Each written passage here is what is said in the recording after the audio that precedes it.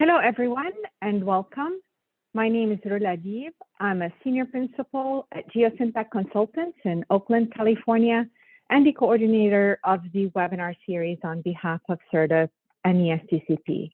I have the pleasure of facilitating today's event. This webinar focuses on DoD-funded research efforts to develop approaches for remediating AFFF-impacted fire suppression systems. First, Dr. Christopher Bellona from the Colorado School of Mines will present his research to one, develop a rinsing procedure to remove PFAS from AFFF delivery equipment, and two, to evaluate a closed circuit high pressure nanofiltration reverse osmosis system for the concentration and treatment of AFFF residuals. Chris's presentation will be followed by a brief Q&A session. Then Dr. Jonesy Lang from Arcadis will discuss her work to develop lab and field demonstrations for removing PFAS entrained on surfaces. Her presentation will also be followed by a brief Q&A session, and we will conclude the webinar with a longer session featuring both of today's speakers. The next several slides provide instructions on optimizing your webinar experience. If you have not done so already, please download Zoom at the link shown here and provide it to you in your webinar registration confirmation email. If you cannot download Zoom, you can view the slides using a compatible internet browser such as Edge, Firefox, or IE, and by creating a free Zoom account. If you continue to have difficulties or if your screen freezes, please try keying in Control and F5 to do a hard refresh of your browser. If you're accessing the audio through your computer, click the arrow next to the Join Audio button, select Test Speaker and Microphone, and follow the prompts as they appear on your screen. If you have any technical difficulties, you can also call into the conference line shown here. You can also submit a comment using the chat box. Just remember to use the chat box only for comments related to technical issues. The Q&A option should be reserved for questions for the speakers. Another option to follow along is to download a PDF of the slides from the webinar webpage and call into the conference line provided to you in your registration confirmation email. Keep in mind that we will be live streaming the webinar on the CERDIP and ESTCP YouTube channel at the link shown here. Today's broadcast will be listen only. You can submit your questions using the Q&A box on your screen. You do not have to wait till the Q&A sessions to submit your questions. In fact, we do encourage you to get them in well in advance of the Q&A sessions. When submitting your questions, consider adding your organization name at the end of your questions so that we can identify it during the Q&A session. At this point, I would like to turn this over to my colleague, Dr. Jennifer Nyman, who will provide a brief overview of CERDIP and ESTCP. Jennifer, please proceed. Thank you, Rula, and welcome everyone. The next few slides provide a quick overview of CERDIP and ESTCP. CERDIP is the Strategic Environmental Research and Development Program. It was established in 1991 by Congress as a partnership between the DoD, the Department of Energy, and EPA. Its mission is to identify and address high-priority environmental science and technologies opportunities that focus on DoD requirements. CERDIP funds both fundamental research as well as advanced technology development that ultimately impacts real-world environmental management. ESTCP is the Environmental Security Technology Certification Program, in which we demonstrate innovative environmental and energy technologies. These investments capitalize on past investments under CERDIP or other research programs, and they're designed to transition technologies out of the lab and into the field. Especially important in all ESTCP demonstrations is the ultimate transition to implementation and regulatory acceptance. CERDIP and ESTCP are complementary programs. with much of CERDIP research occurring at the lab and pilot scale with occasional field efforts, while ESTCP demonstrations are primarily at the pilot and field scale, although occasionally some supporting lab efforts are conducted. There are several environmental drivers for the type of work funded by CERDIP and ESTCP, with the underlying objective of sustaining DoD ranges, facilities, and operations. This is a very broad undertaking. It takes the form of looking at maritime sustainability, threatened and endangered species, climate impacts, unexploded ordnance and munitions constituents, as well as other environmental drivers. One key environmental driver is the reduction of current and future environmental liabilities. This involves addressing contamination from past practices, including impacts to groundwater, soils, and sediments, UXO contamination, and developing management approaches for contaminants of emerging concern. The second part of this is pollution prevention, with a focus on eliminating chemicals of concern or hazardous materials in manufacturing, maintenance, and operations on installations. We have several main focus areas for research and demonstration at CERDIP and ESTCP, as shown here. And specifically, CERDIP and ESTCP are funding a broad range of PFAS-related projects.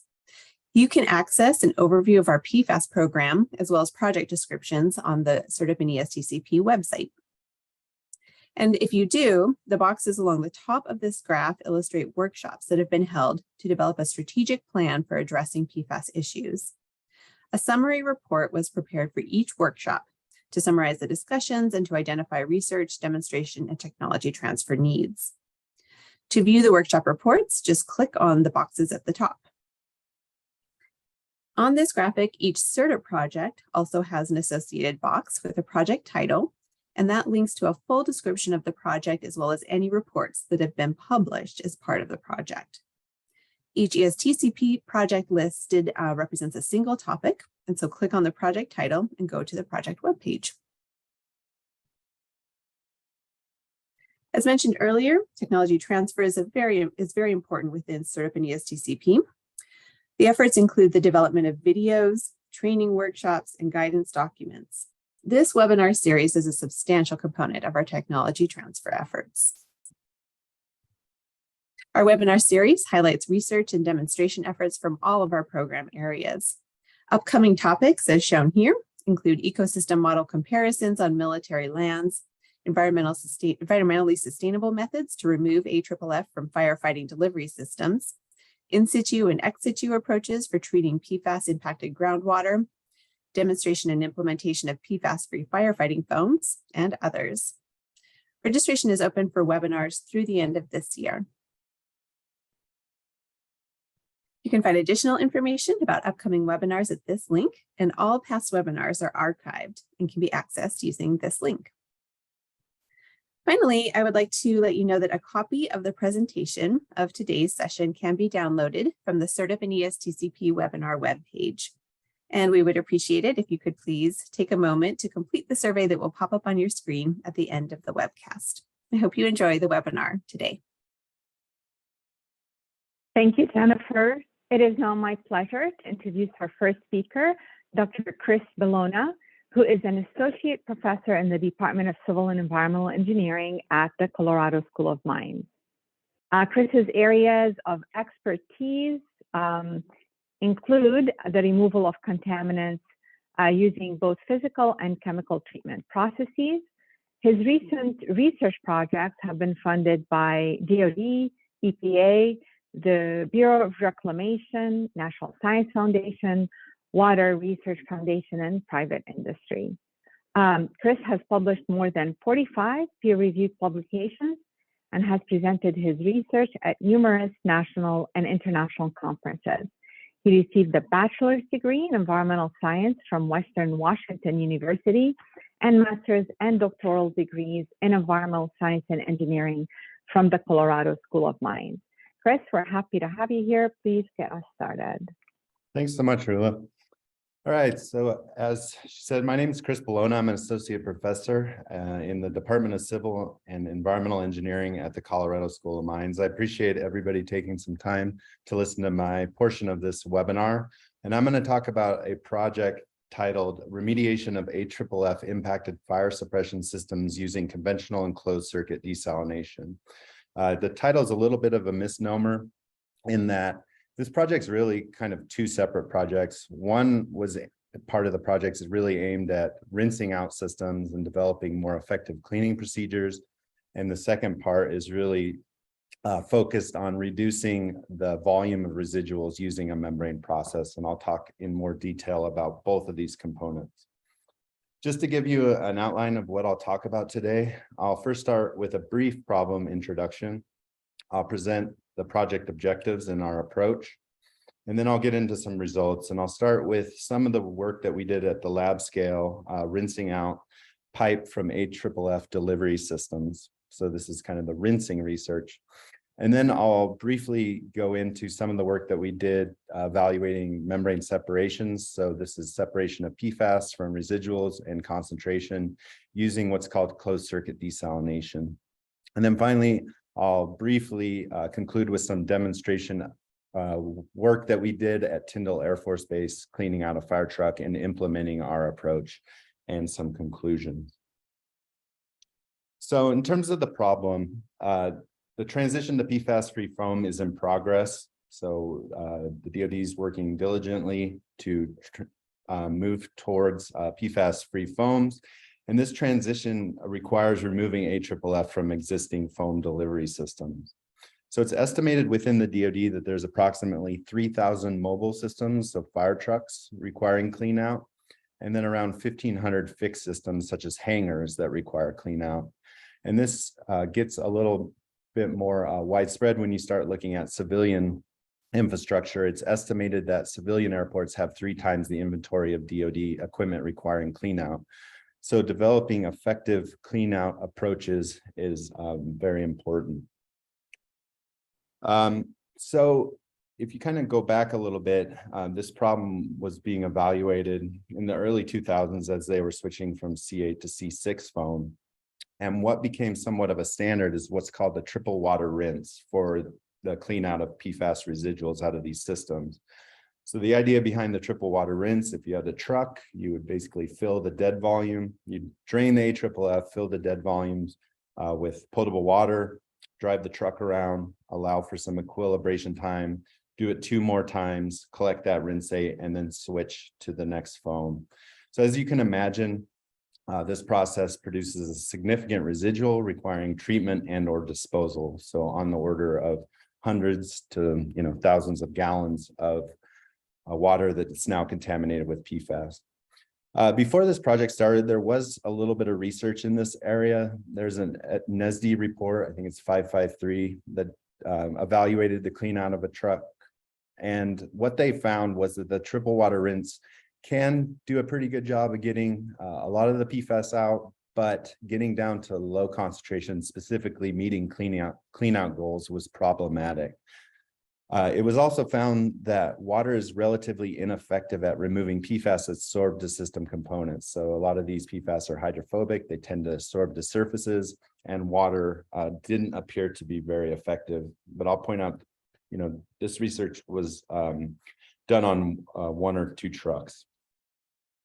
So getting into this project and our objectives and approach, our overall objective was to develop an AFFF cleanout procedure that effectively removes PFAS from fire trucks while minimizing residuals requiring disposal. So again, there's kind of 2 main components to this project.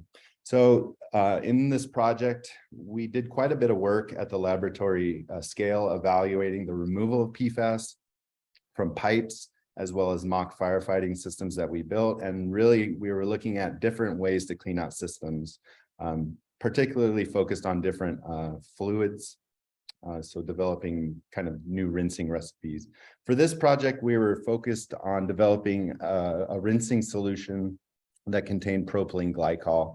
Propylene glycol is relatively benign.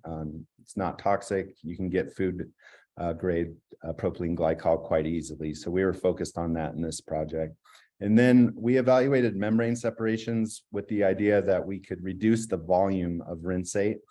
So for this work, we were evaluating how well do different membrane products separate PFAS and what would be the most effective process or product to use during demonstration scale. And then finally, kind of the culmination of this work was to evaluate this procedure at Tyndall Air Force Base during a demonstration scale experiment.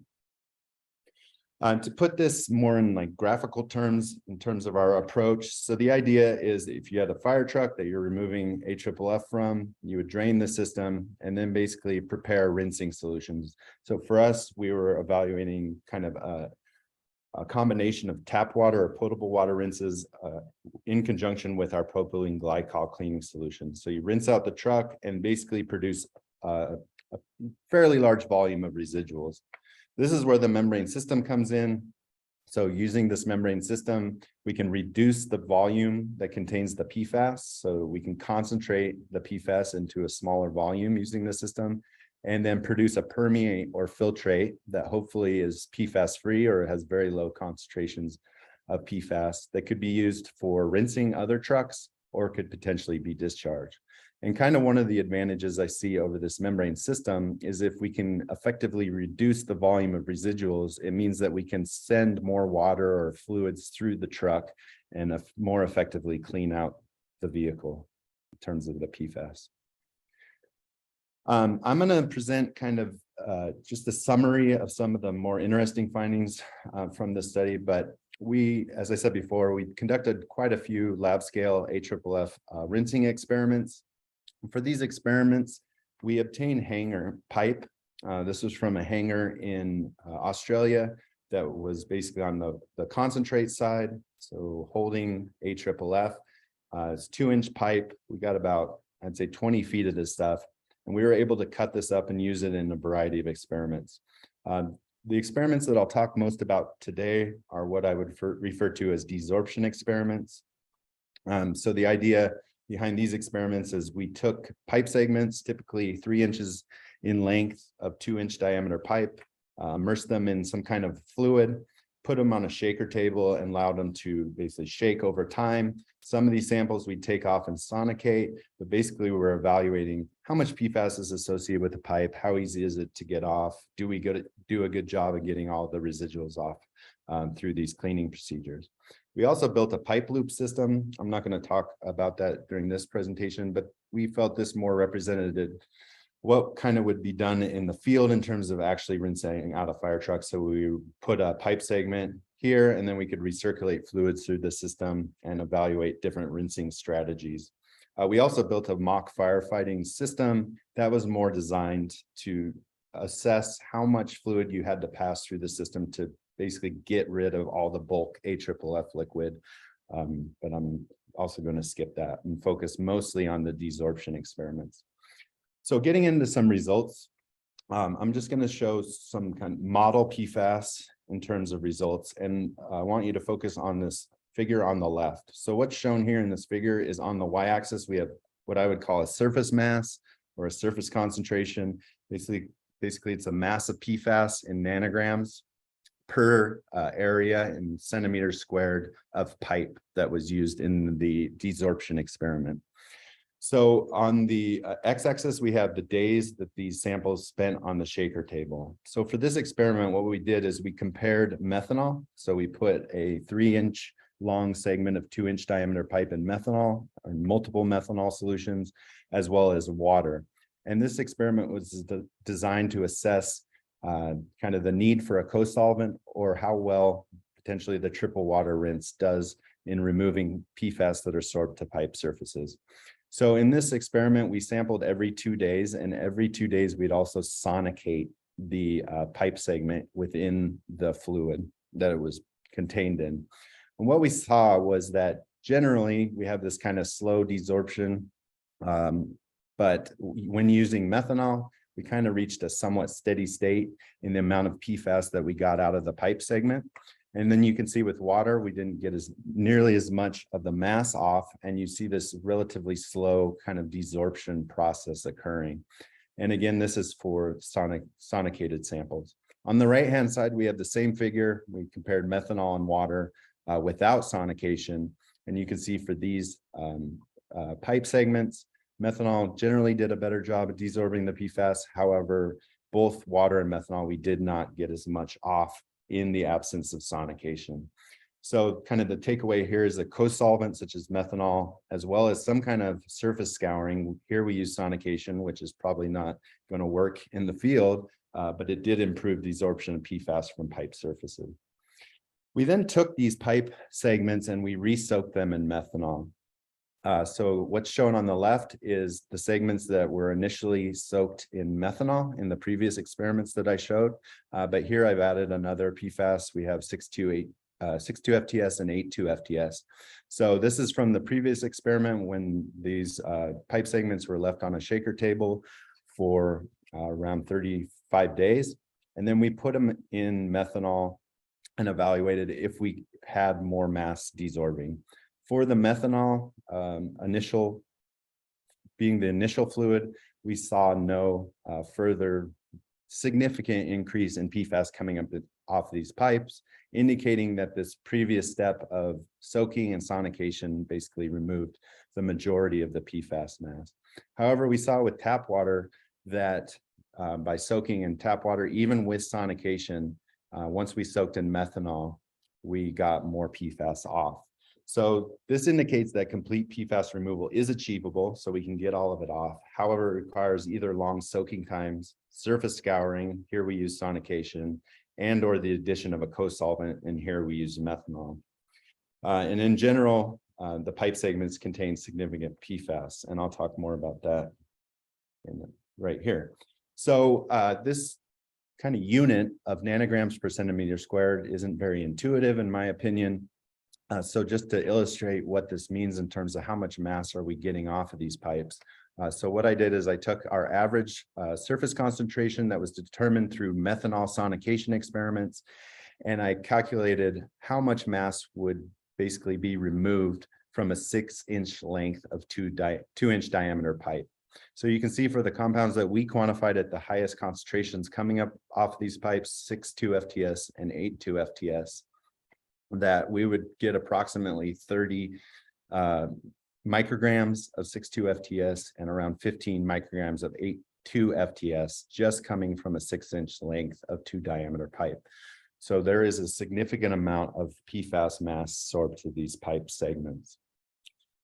So I talked a little bit in the beginning that one component of this project was develop our own cleaning solution. We came up with what we call Mine Super Sauce reagent. And this is a recipe that consists of 30% by weight of propylene glycol, 10% by weight of ethanol, 2% by weight of citric acid, and the rest being potable water. So we evaluated super sauce relative to methanol and water using a similar approach that I described earlier on these desorption experiments. And what we found, this is similar graph, surface mass again, as a function of days on the shaker table. That super sauce was more effective in desorbing 6,2-FTS from these pipe surfaces, significantly more effective. And then for 8,2-FTS, marginally more effective than tap water and methanol. So we saw increased desorption, and this was the recipe we ended up going with for the demonstration scale experiment based on these results. And we also assessed these different reagents using our pipe loop and came to similar conclusions using that setup. And I'll also add that we did do further desorption experiments in methanol to assess how much mass of PFAS were retained after these experiments were complete. And they supported the conclusion that super sauce works pretty effectively for the removal of PFAS from pipe surfaces. So that's kind of summarizing some of the more interesting results from our lab scale work cleaning pipe. I'm going to transition to a little bit more about the membrane system. So as I alluded to, we used a kind of a novel membrane configuration for this work. It's called closed circuit desalination. And the idea behind closed circuit desalination, and it's a membrane process that allows you to get to high recoveries. And recovery is defined as the percentage of feed water that becomes permeate. So you want high recovery for these systems. You want to maximize the amount of water that you basically process through the membrane and minimize the waste. So the way this system works is it's a semi-batch operation. You bring feed water into the membrane system at the same rate that you're producing permeate, and then you recirculate the concentrate or retentate. So as you're operating the system, solutes build up in this recirculation loop. Eventually, once you get to the defined recovery that you've set for your system, this valve is opened and the system is flushed, and then another cycle can start again. So we started working with a CCD system at our pilot scale lab in Denver, Colorado, and we had a pilot scale CCD system. So in these experiments, we were evaluating different membrane products, and we evaluated 4 commercially available nanofiltration and reverse osmosis membranes. And we started with about 2,000 gallons of a synthetic AFFF rinsate. And we made this by dechlorinating tap water and spiking in AFFF. So the goal of this experiment was to get to 97% recovery. And if that's achieved, basically what you're doing is you're taking your 2,000 gallons of rinsate, you're producing the majority of this as permeate, and we can concentrate down the PFAS if we get effective separation of PFAS into around a 55-gallon drum.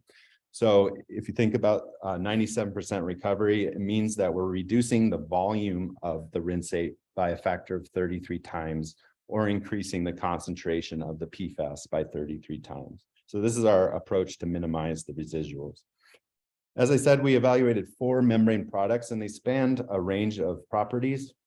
So this NF270 is what I would consider a loose nanofilter. This is a tight nanofilter, and then we're going to low pressure RO and seawater RO. So as we go from left to right, generally you see an increase in energy requirements and a higher removal of salts. So we are evaluating this in terms of the rejection or separation of PFAS, and what's shown here are just model PFAAs of different sizes. So you can see at 75% recovery, meaning that we've concentrated by a factor of 4. The loose nanofilter didn't do a great job in separating PFAS, but as we went to the tight NF all the way to the RO, we saw greater than 2 log and 3 log separation of the perfluoroalkyl acids that we were investigating. We investigated separation over the range of recoveries. So again, we went up to 97% recovery, or 33 times reduction in the rinsate volume. And we saw still very effective separation for the tight NF, RO, and seawater RO membranes. But as you got to higher recoveries, separation generally fell off for the loose nanofilter. So even at 97% recovery, we were able to get 2 log separation of perfluoroalkyl acids. Given the low energy requirements of this membrane, the NF90, and its good separation of PFAS, we selected it for demonstration scale testing. So getting into demonstration scale testing, this was conducted at Tyndall Air Force Base in Florida, and this just shows a schematic of kind of generally what was done. So during the cleaning of the truck, we did multiple rinses of the system. So we focused on the concentrate side of the truck, so the foam tank and the associated plumbing. We did a few tap water rinses up front. We collected all the water. And then we moved into our super sauce. We did 1 rinse with super sauce, and then we rinsed the truck out with multiple potable water rinses. After that was concluded, we filled the truck back up with water, and this was considered our rebound evaluation. And this water in the truck was sampled over a period of 2 months. Once we had basically collected all these rinsates, we took samples for PFAS, total organic fluorine, and general water quality parameters. And then we homogenized all this water, and this became the feed water to our membrane system. So again, we're using this membrane system to reduce the volume of residuals, hopefully produce a permeate that's relatively free of PFAS. So again, this was done at Tyndall Air Force Base. This was, I think, right before the hurricane hit us in November last year. We luckily were on the edge of the hurricane, but what you see here is the fire truck that we cleaned. Again, we cleaned the concentrate tank of the system and the associated plumbing. We drove a truck from School of Mines down here. We pulled a trailer. We were relatively self-contained with all the equipment we needed. We brought with us totes, a membrane system, all the associated pumps and chemicals needed to clean the system. We'd had quite a bit of capacity for fluid storage, so we basically brought totes with us. We brought in some stainless steel tanks to handle the homogenized feed water as well as the permeate samples. And then this is a picture of our smaller scale CCD system that we built for this project. It's fully automated and it allows for basically setting the recovery that we wanted, letting the system run, producing permeate, concentrating the residuals. So we collected a lot of samples during this demonstration scale study, and we sent it off to a commercial lab. They are backed up, so we have not gotten results back from the commercial lab. However, we do have the capacity to run PFAS analysis at mines. And what I'm going to present are just some preliminary findings from the analysis that we did using our own method. So what we ended up doing, so cleaning this foam tank and associated plumbing, we produced about 1,400 gallons of fire truck rinsate. We sampled all of these rinsates, processed samples for PFAS analysis. And basically what I'm showing in this figure is the mass of the different PFAS that were quantified using our method through all these rinsing procedures. And as you can see, 6,2 FTS was found at the highest concentration or the highest mass.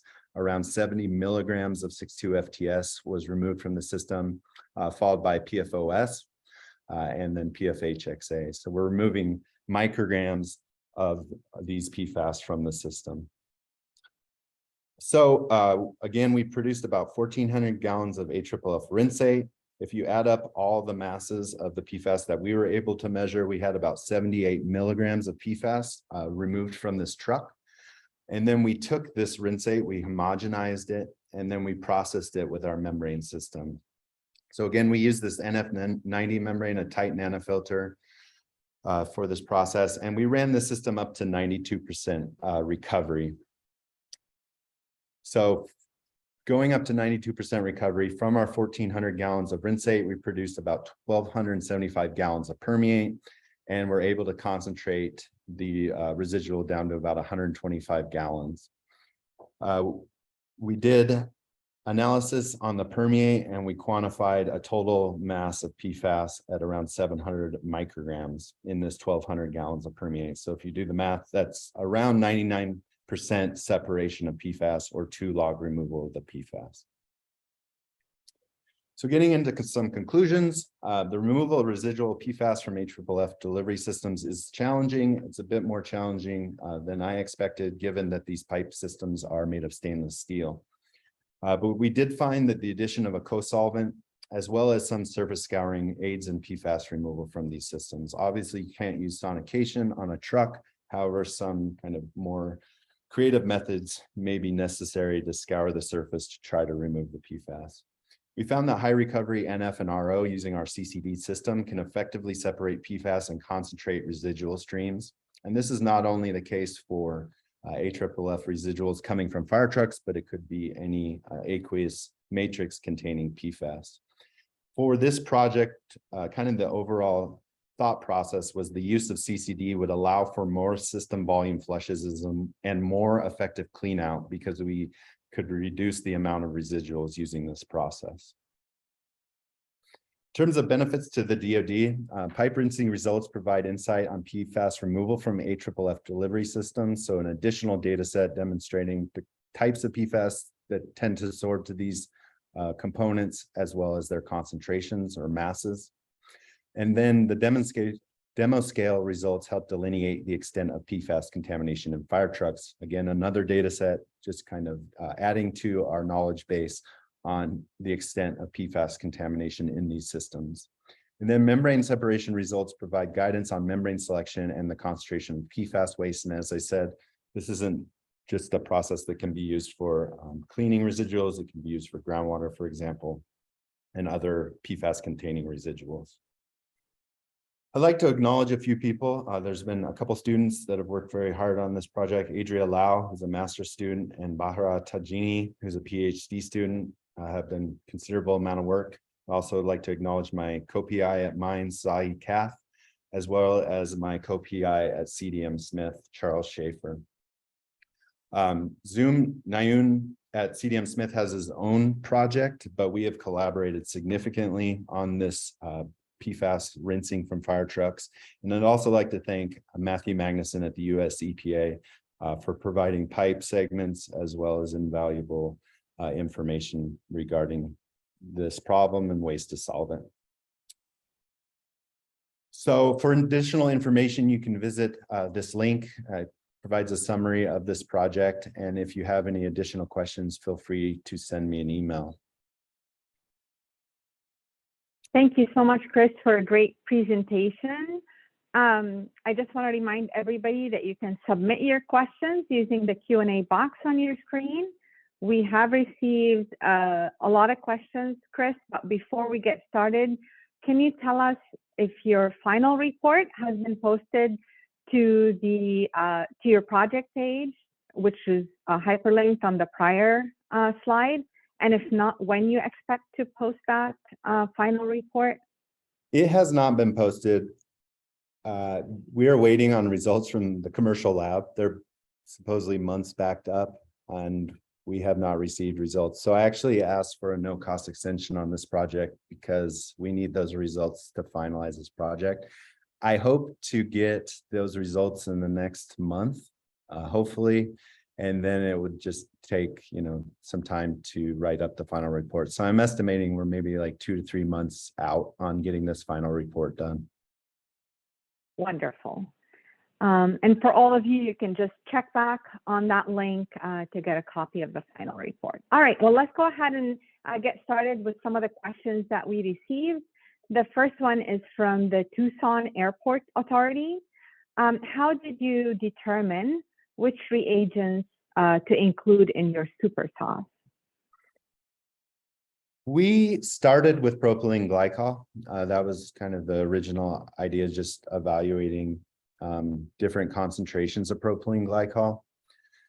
We added ethanol because of the results that we saw for methanol, and some of the results I did not present on propylene glycol, that just adding some amount of alcohol does help the desorption process.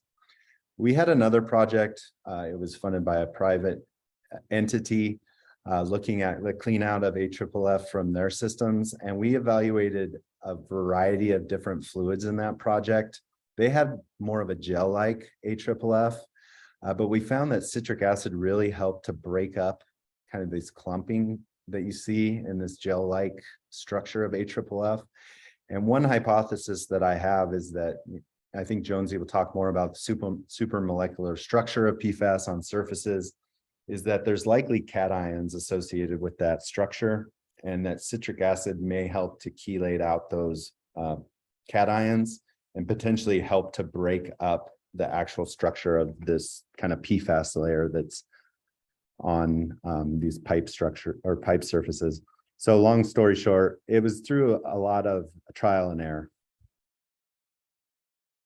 Great, thank you. This next question is from the Navy. Do you expect much difference in real world results when presented with galvanized or black steel piping and not necessarily stainless steel piping? In terms of removing the PFAS, potentially, and Matthew Magnuson at EPA, I believe, is looking at that more closely, that if you have a more porous structure, potentially it could be even more challenging getting PFAS out of this kind of other materials. As I said, I expected getting PFAS off stainless steel would be relatively easy, and it proved to be much more challenging. So I think if you have more rough surfaces, more porous surfaces, it'll become more challenging to remove PFAS. Thank you. This next question is from the Air National Guard Bureau. Can the membrane systems get PFAS concentrations below detection in the effluent? What sort of removal are you getting? So we saw, depending on the membrane, and we evaluated kind of a range of properties, that we can get down to non-detect. And it really depends on the feed water concentration, as well as how high of recovery you go to. So as you go to higher recovery, you're concentrating PFAS in that recirculation loop. And as you concentrate PFAS, the propensity for diffusion across the membrane increases. We saw, 2 to 3 log removal and greater by the tight NF and RO membranes. So you can get down to non-detect levels, but again, it really depends what you're starting at. I didn't go into this too much, but the membrane process is also removing all the solutes that are present in the feed water. So if you were, worried about getting down to very, very low levels on the permeate, you could easily implement an adsorption-based process. And I'd expect that adsorption-based process to last a long time because there's no competitive adsorbates in that permeate. But we did see a lot of non-detects in our pilot scale evaluation of membranes. Great, thank you so much. This next question is from the Navy.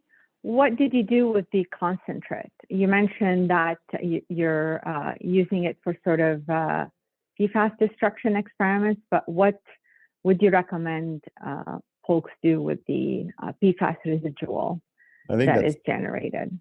The $1 million question. Well, during the demonstration scale study, there was DMAX Plasma was on site. And so they have their own project looking at plasma for destruction of PFAS. They took our concentrate to use in their experiments. I haven't seen any results, but in general, plasma seems to work pretty well for destruction. I think there's a couple processes that could potentially be used on the destruction side, whether it's hydrothermal alkaline treatment, HALT, or supercritical water oxidation potentially. Some level residual I think you're going to have to deal with regardless of how you do this kind of clean out process. Great, thank you. This next question is from the Army. You mentioned using a shaker table and agitation. How can you do agitation and aeration when you're doing cleanup in real world situations? How would you propose going about that, Chris?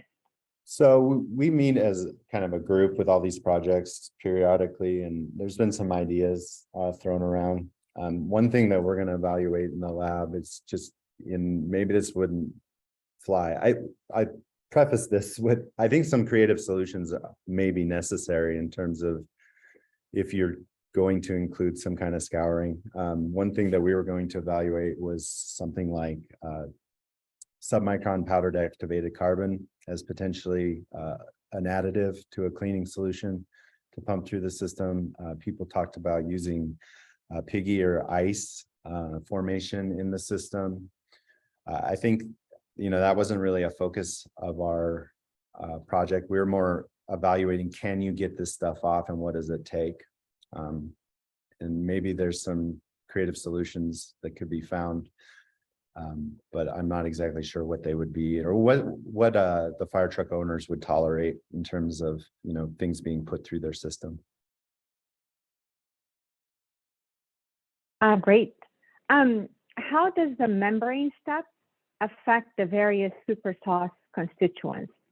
Do they hang out in the permeate, or are they distributed between the permeate and the reject? Again, depends on the membrane that's selected. We actually ended up separating out the super sauce.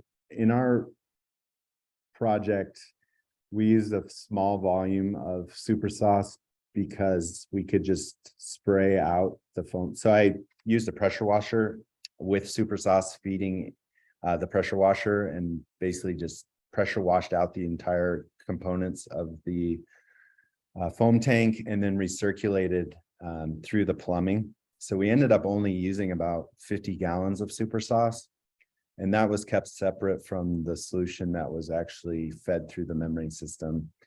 The reason being, at the high concentrations of propylene glycol, it adds quite a bit of osmotic pressure to the system and can be problematic in terms of operation of the membrane. I would expect ethanol to go right through the membrane pretty much and end up in the permeate. But for this demo, we kept them separate. Thank you. This next question is from the Marine Corps Systems Command. Do the solvents used in the process you described degrade any seals or joints in the plumbing? That's a good question. We added this citric acid to stay above a pH of 4. So that 2% kept us above a pH of 4. We evaluated different kind of mock components in separate experiments. So we took our super sauce, we put in gaskets, we put in metal fittings, and we basically allowed them to sit on a shaker table for 30 days. And we saw no visible evidence of any corrosion or any breakdown of any of the components that we used. We also weighed them before and after, and there was no loss in mass. And so we don't think so. All right, 2 very quick questions, and then there's a lot more that we're not going to be able to get to unless we finish a little bit early. So let me start with this next question from the Michigan Department of Military and Veterans Affairs, specifically for the super sauce step. How much of the PFAS was removed? So we're waiting on results. We have some preliminary results that showed that we got a significant amount of, the majority of the PFAS were removed through the initial potable water rinses. And I assume that's mainly associated with the residual AFFF that's kind of left in the system. So in previous work that we did that I didn't talk about, it took like 4 system flushes to really get that residual liquid out of our mock firefighting training system. And we saw some preliminary results that indicate the same. We saw this bump up after we used super sauce. So we kind of got down to a very low level with potable water. Then it increased upon super sauce, but it was nowhere near those first few flushes when we're removing the kind of residual AFFF liquid. Great. Have you, this is a question from the Navy, have you done any tests with alcohol with other forms of AFFF, specifically the alcohol forms? We did in the lab. So we had this other project where we had this alcohol resistant, it was almost like a gel, and this was for a different project. And we evaluated all sorts of different reagents to try to break up this gel. And again, super sauce seemed to be the best reagent. And I think it was the citric acid that really helped break it up. One of the AFFFs that we used in our mock firefighting system was an alcohol resistant C8 based AFFF, but it was much, much less viscous than the stuff that we got from this other project. And then really what we were focused on in a lot of the lab experiments was PFAS adsorbed to the actual pipes. Okay, one last question related to the, to follow up on the carbon steel question. This is from the Navy.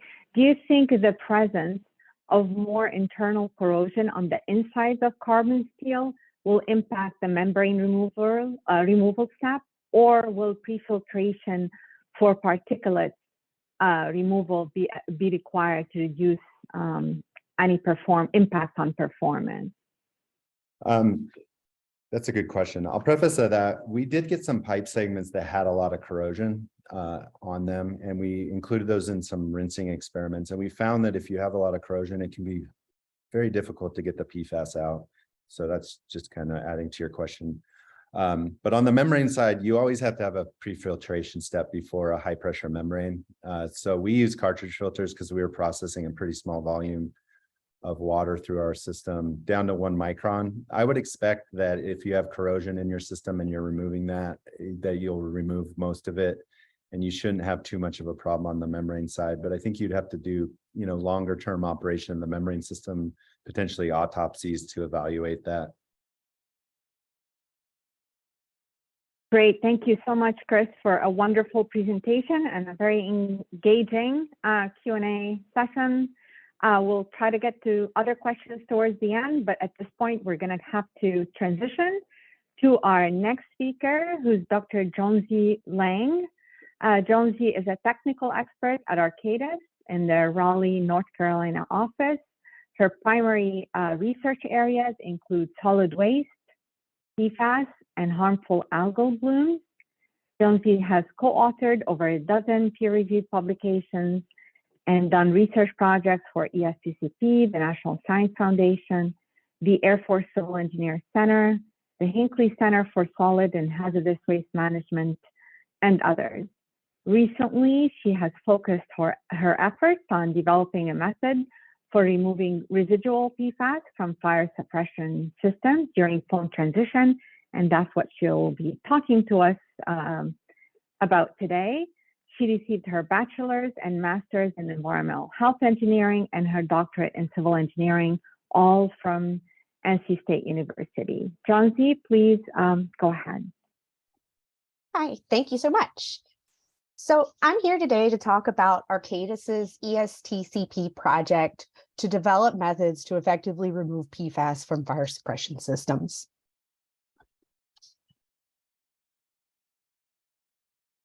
Here's an overview of my presentation for today. So first, I'll go into a little bit of background on why we need methods for transitioning foam and some of the regulatory drivers for this.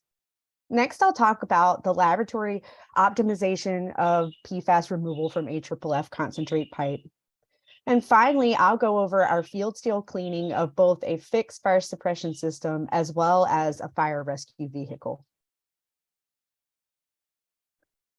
So today I'm going to talk about two different types of systems. The first is a fixed system, which is typically contained inside of a building with large amounts of flammable materials, like an airplane hangar. The second is a mobile system, like a fire truck. Lots of fire trucks have AFFF on them, but air rescue or firefighting vehicles or ARP vehicles almost always contain AFFF. One of the reasons why we are looking at transitioning to PFAS-free foam is the 2020 National Defense Authorization Act. So in this act, Congress added several PFAS-specific regulations, including the prohibition of use of AFFF for training exercises, but also laying out several steps which would help DoD transition to a PFAS-free firefighting agent. This included the mandate that a specification should be published by January of this year for the use of PFAS-free firefighting agents. This new mil-spec is out and can be viewed online. In addition, they stated that these PFAS-free firefighting agents should be available for use by October of this year. In addition to federal regulatory drivers, several states are also enacting and proposing legislation around AFFF. These include complete bans on the use of AFFF containing PFAS, or some restrictions on the use of AFFF containing PFAS.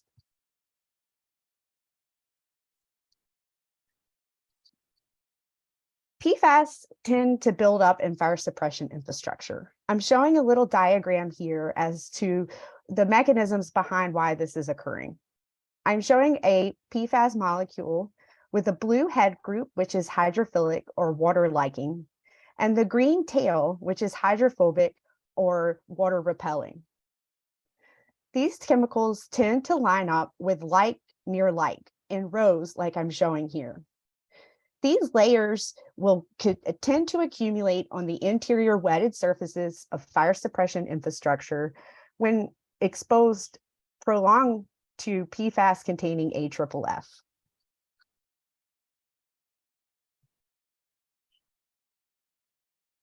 Here is the data which got Arcadis involved in this arena.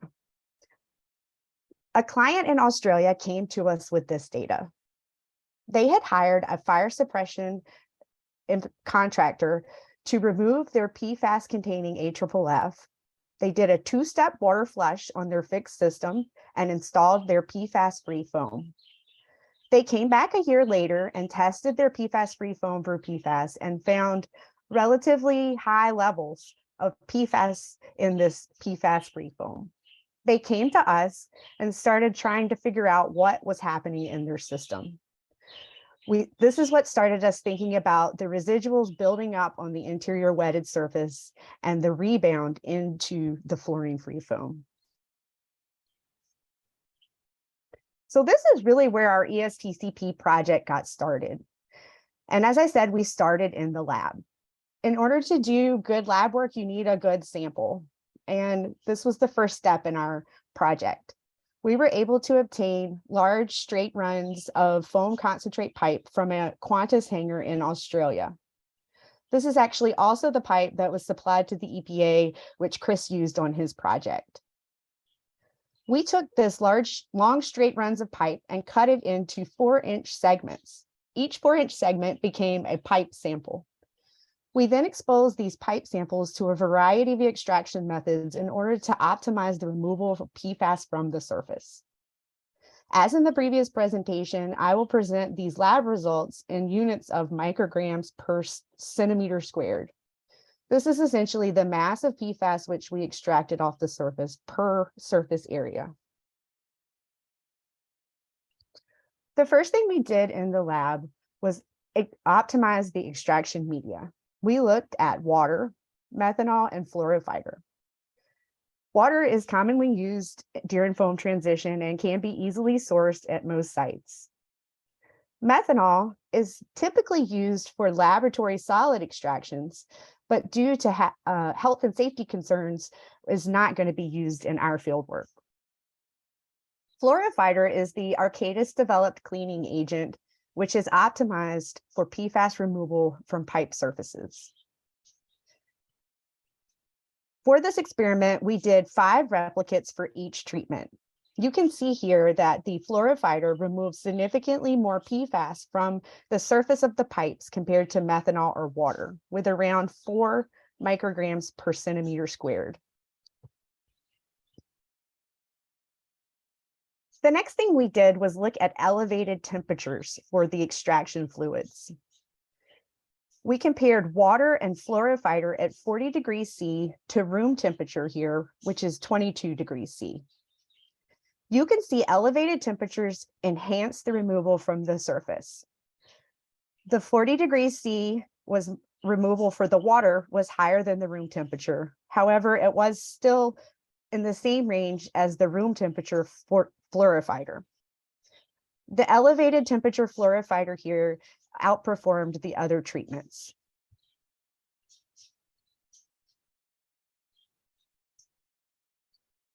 In order to understand what was going on with the PFAS on the surface of these pipes more, we looked at scanning electron microscopy images of both the pre-extracted pipe as well as extracted pipe from various different treatments. I am showing the pre-extracted pipe on the left-hand side of this slide here. I show both the interior as well as the exterior unexposed surfaces. By comparison of these 2 photos, you can see that the interior surface had quite a bit of buildup on it, which is dark here and completely masked the pipe surface. Following duplicate methanol extractions, you can see that the stainless steel pipe surface did start to show through. However, there are residuals present on the pipe still. Following triplicate sequential methanol extractions, the pipe surface did start to show through. However, there was a residual buildup in the canyons of the pipe still.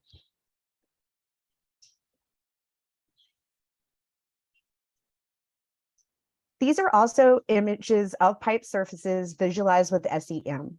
I am showing here 3 pipes with single extractions in either methanol, fluorofighter, or water. You can see that the methanol and water treatments still had quite a bit of residual buildup in the canyons as well as the smooth parts of the pipe surface. In the center, the fluorofighter cleaning agent, you can see that the smooth pipe is starting to show through and there's only a little bit of residual left in the canyons. As an additional line of evidence for the removal of PFAS from these pipe surfaces, we also imaged the pipes directly using X-ray photospectrometry, or XPS.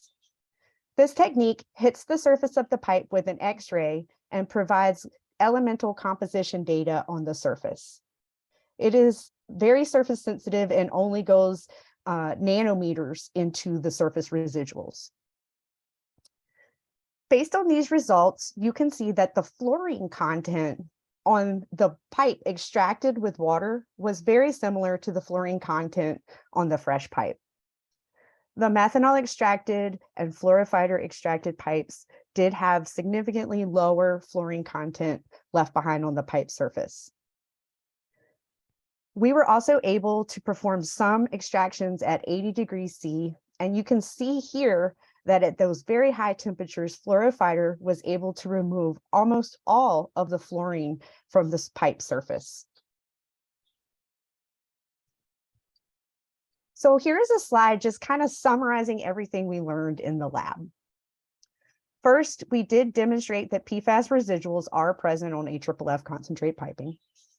We showed that both cleaning agent, Firefighter cleaning agent, as well as heated flushing improves removal of PFAS from the surface.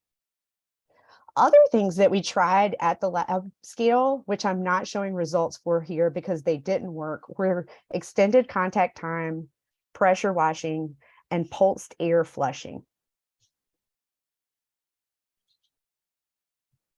So now I'll move into talking about our field scale work. We performed cleaning of a fixed system at the former Naval Air Station Joint Reserve Base in Willow Grove, Pennsylvania in August of last year. We cleaned the AFFF concentrate system in the hazardous materials storehouse. This system was constructed in the 1990s, and the building is no longer operational, which means there was no working power or water inside the building. We also cleaned an ARFF vehicle at Tyndall Air Force Base in Florida of October of last year. The vehicle we cleaned was an Oshkosh Striker 1500 AF. It has a foam tank capacity of about 210 gallons. This truck is not functional for driving and could not be moved. Here is a sampling schematic of our field demonstration. I am showing a truck here in the sampling schematic, but this truck could be substituted for the fixed system as the same procedure was used for both sites. The first thing we did was conduct our water baseline flush.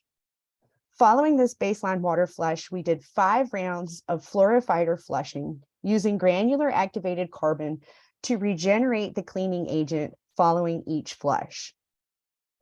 Prior to flushing, we heated the cleaning agent to 40 degrees C, which was as hot as we could comfortably get a full tote of Firefighter in the field. Following these 5 rounds of Firefighter flushing, we did another water flush, and then following that, we did a rebound study using PFAS-free foam. Here, this was the AVO green.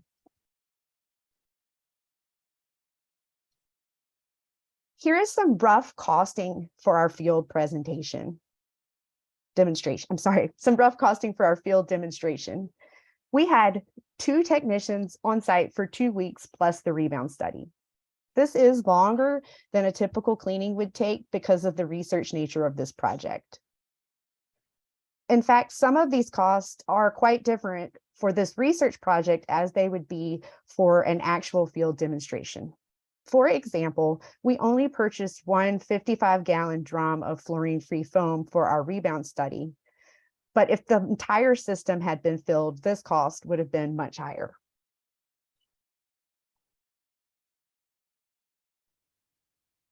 We are still receiving and processing results from all of our field studies, but I do have some preliminary results to share with you today.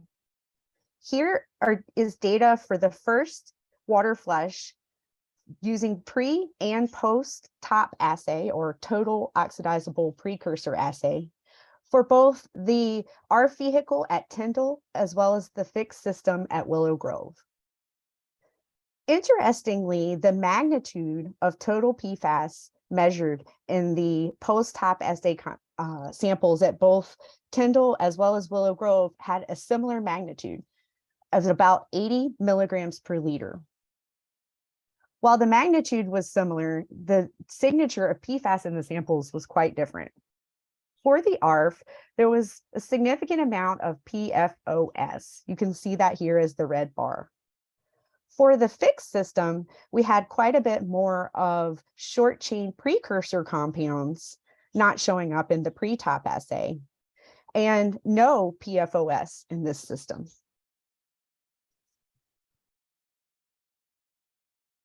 An additional test we conducted on our samples was the total organic fluorine test. I'm showing that data here compared to the top assay data. So the red bar here is the same data from the previous slide at around 77 milligrams per liter total measured PFAS post-top assay. The total organic fluorine test is a non-compound specific test that gives an estimate of the total organic compounds which contain fluorine in the solution.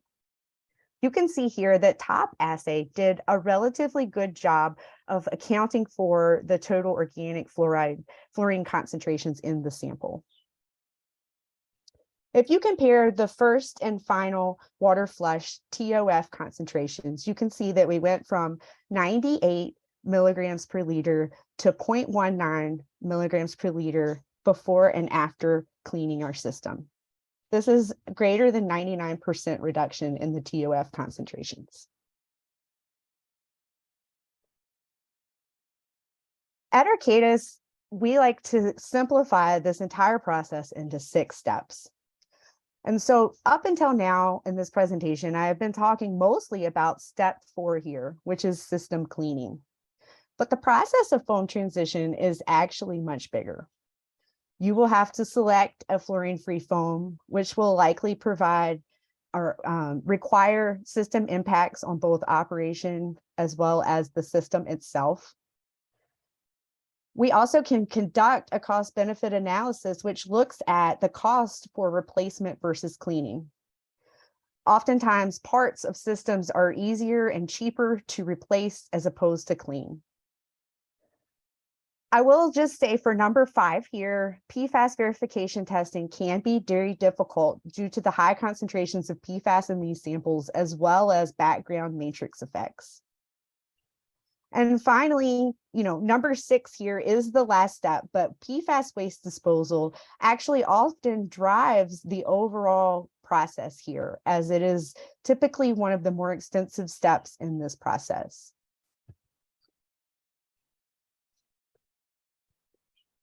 So here are some conclusions from my research. First, fluorified cleaning agent was more effective compared to water at removing PFAS from these fire suppression systems. We also saw that heating flushing agent improves the removal. And finally, we determined that initial system flushes can result in milligram per liter levels of PFAS. Here's a few of the benefits gained to DoD from this project. So we gained insight on the rebound of PFAS from AFFF impacted infrastructure. We demonstrated that methods for transition of fixed systems as well as our vehicles to PFAS-free firefighting agents. And we showed that both fluorifier and heated flushing agent can improve PFAS removal during the transition process.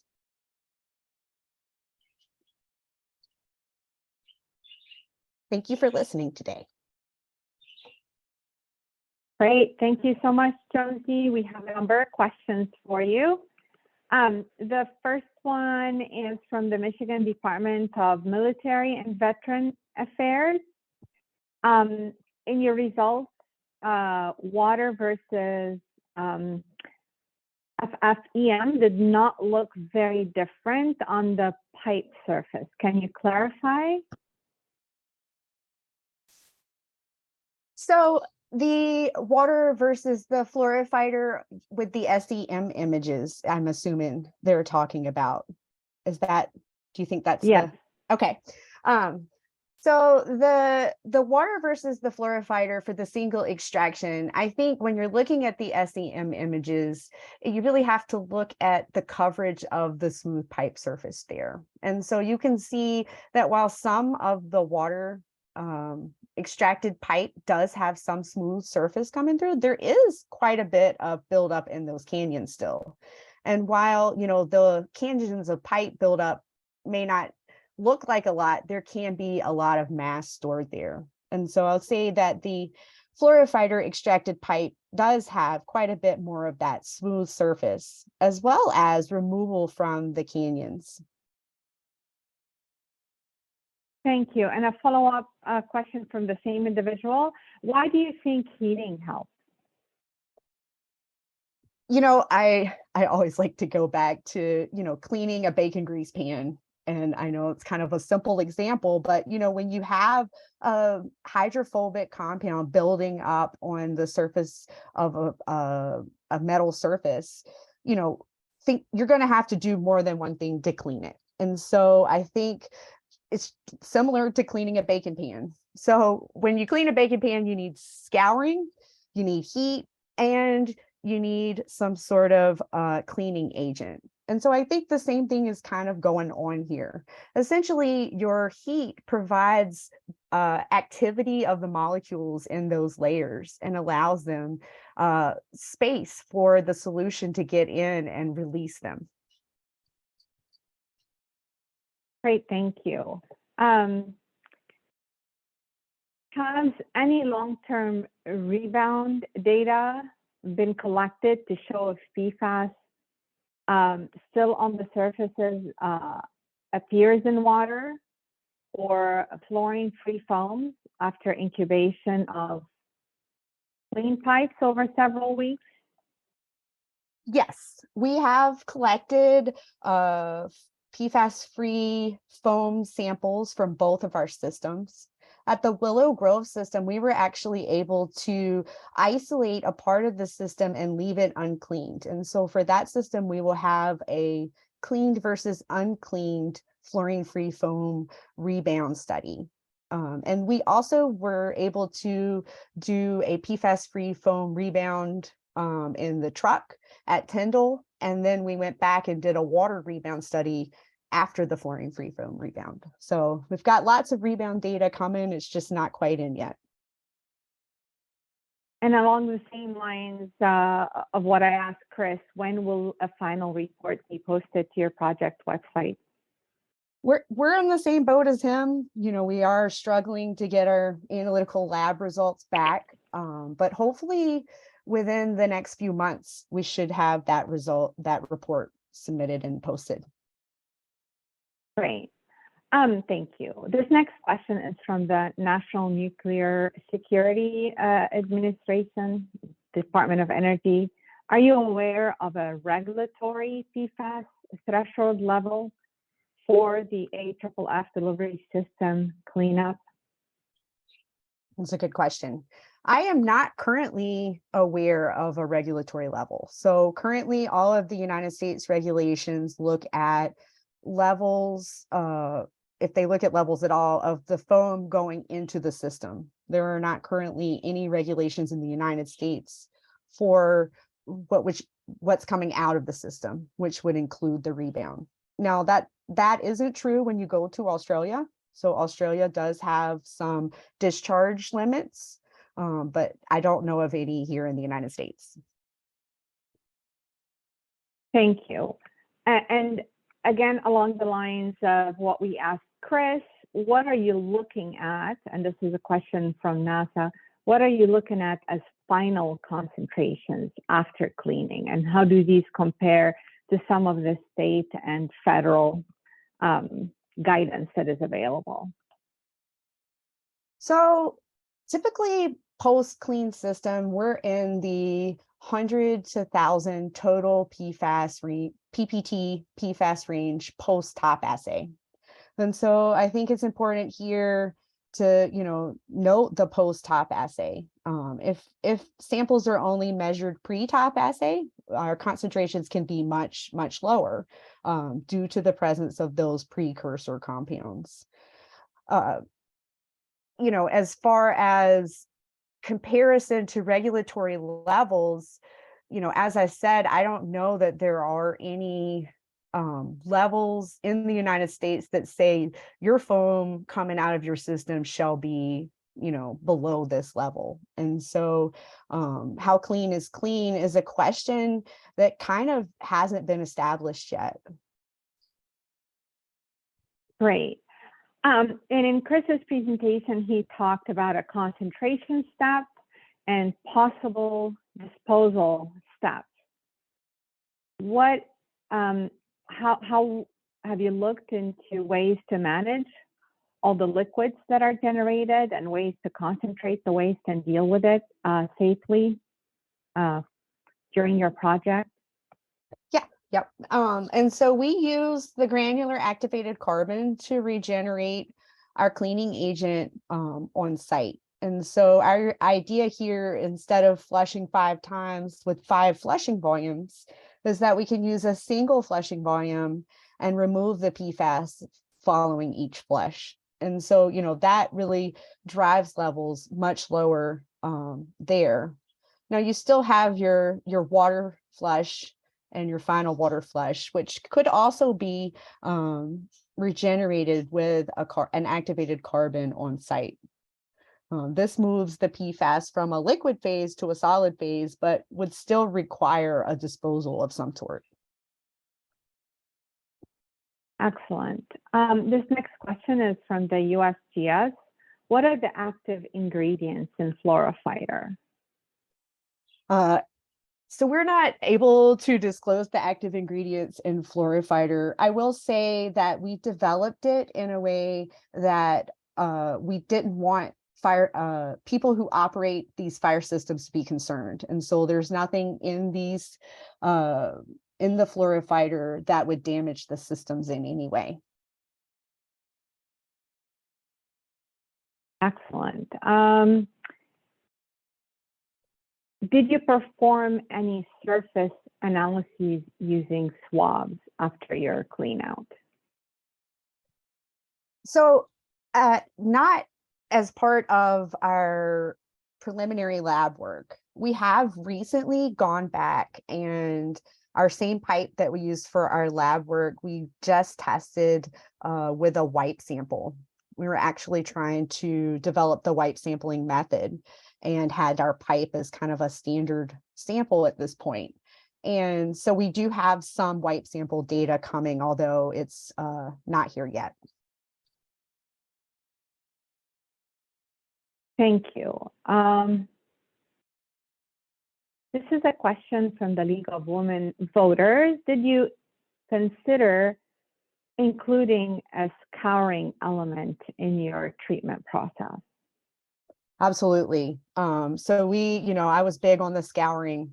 And so that's when we tested the Comprex Pulse air system. And so it's kind of a neat process developed for cleaning long runs of straight pipe. So they can, they essentially pulse pockets of air through a liquid system, and that the pulse of air allows for scouring at the pipe surface. We actually tested this at the lab scale and did not see that it provided additional removal. And because of this, we actually did not try this at the lab scale. At the field scale, sorry. So we tried it, it didn't work, so we didn't move on with it. Wonderful. We're going to go ahead and pull Chris back into the discussion, and I'll go back and forth and relay questions that come in for both of you.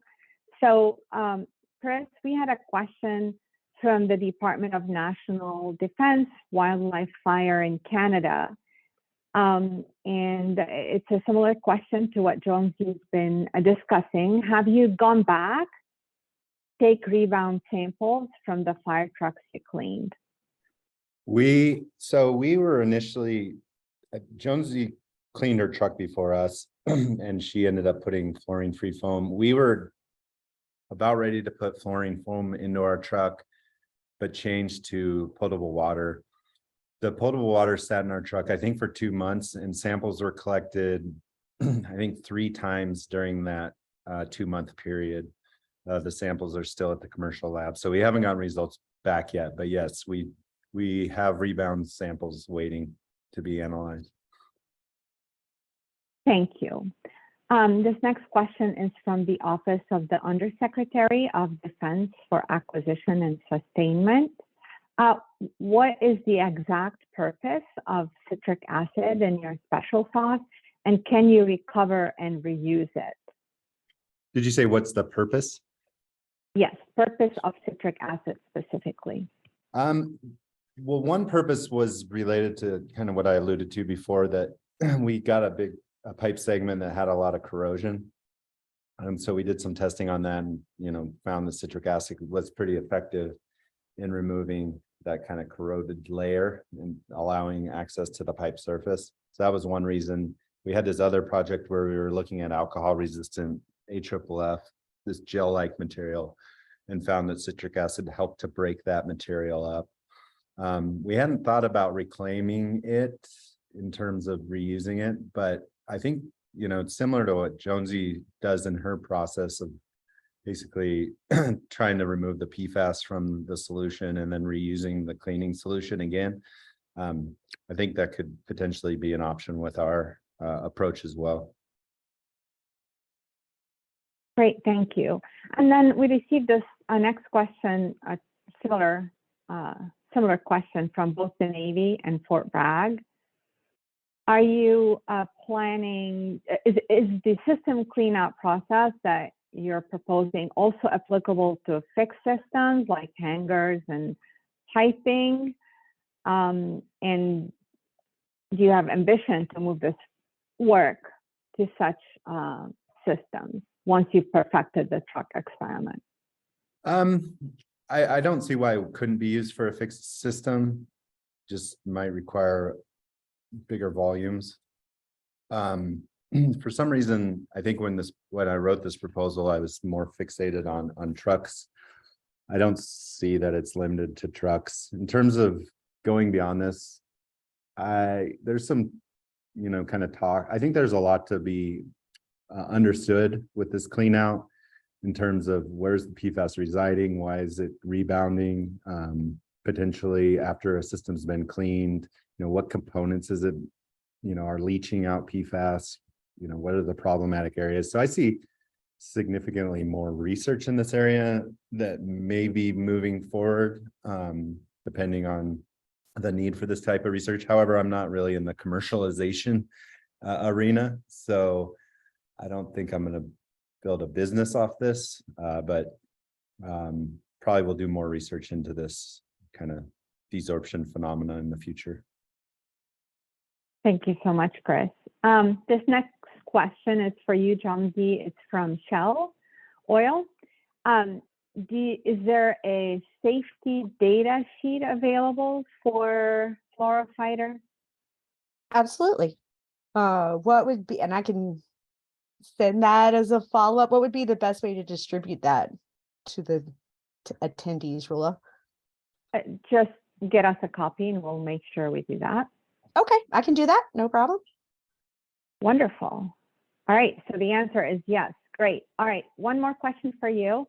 You're coming in really quickly. Can your bench scale extraction methods be repeated on other projects to determine PFAS residual concentrations on additional material types? Yes, so we actually have used the bench scale extraction methods on a private client sample, as well as we have a follow-up ESTCP project going on right now, which we removed the entire AFFF concentrate system of an ARFF vehicle and are individually extracting each part to look at differences in parts as well as material types. Thank you so much. Chris, back to you. A question from the Navy. Did you do your primary tests on C6 or C8 foams? For the clean out or for the lab scale stuff? Let's do both. We believe that the pipe that came from this hangar in Australia was mainly C6. We did work on our kind of mock firefighting system using both C6 and C8. The truck that we cleaned out, I believe, was containing C6 foam, but we saw a lot of PFOS coming out of the system. So apparently, C8 had been used in that system. So it's kind of a mix. Thank you. And this next question is also for you from the U.S. Navy. The amount of recovered rinse rate seems relatively low, given how many tests were conducted. Can you please clarify? Is this for the truck? It does not specify. So why don't we address both the they, lab and... Okay. I assume they mean the truck. So the foam tank, I think, just off the top of my head, was 210 gallons. And then the piping, the dead volume was significantly smaller. So overall, we did approximately 7 separate dead volume flushes of that system. I'd have to go back to my notes to see how many actual rinses we did. So, it's well beyond the triple water rinse of 3 dead volumes. I mean, if you're doing the whole truck, you would probably end up with significantly more volume.